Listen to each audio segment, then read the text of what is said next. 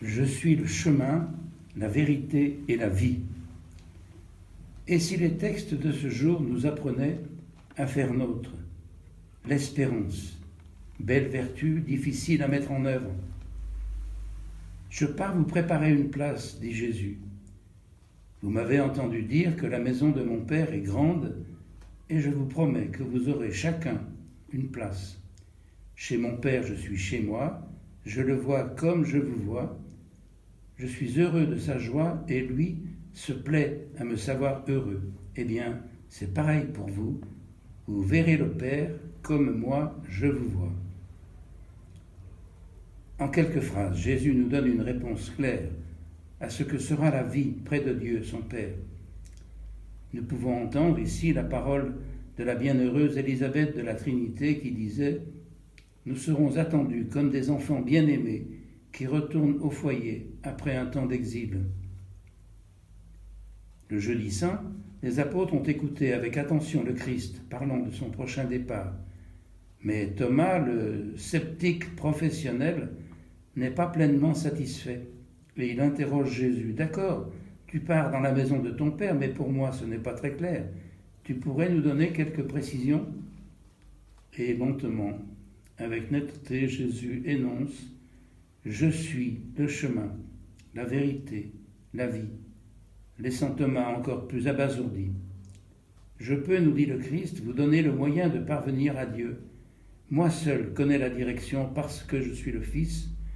Croyez à ce que je vous ai enseigné, faites ce que je vous ai dit de faire, et vous irez vers Dieu, mon Père. » Alors Philippe saisit la balle au bond. « Alors Seigneur, montre-nous le Père que tu connais si bien. » Jésus lui répond, « Comment pouvez-vous être si peu intelligent?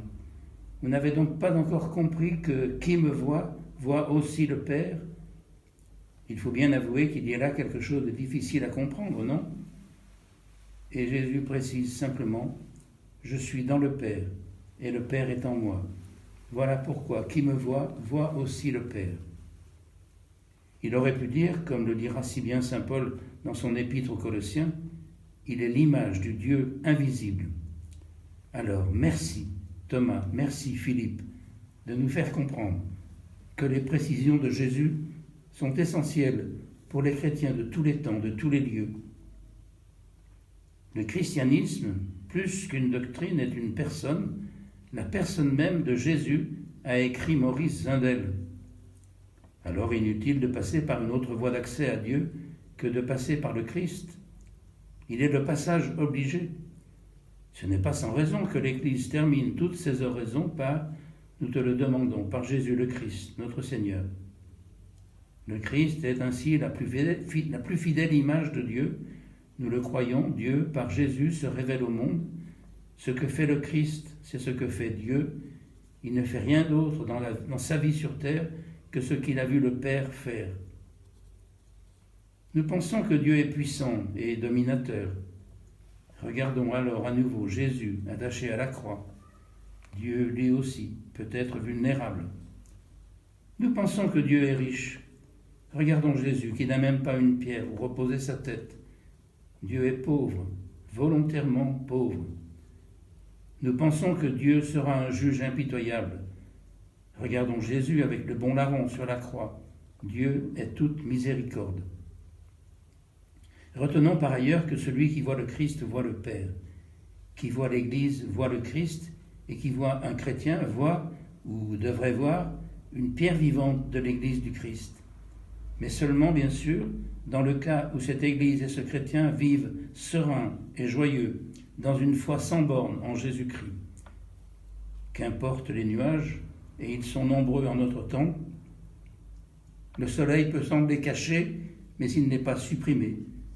Comment les chrétiens auraient-ils peur, puisqu'ils savent que Jésus est le maître de l'impossible, disait le père Charles de Foucauld. Un mot encore, je ne peux passer sous silence l'institution des premiers diacres. Ordonnés pour le service de la parole, de la charité, pour le service des pauvres, ces hommes sont bien présents dans notre Église, ils sont figures du Christ eux aussi, et nous, chrétiens, apôtres du Christ, nous sommes appelés à suivre Jésus sur le chemin. Amen.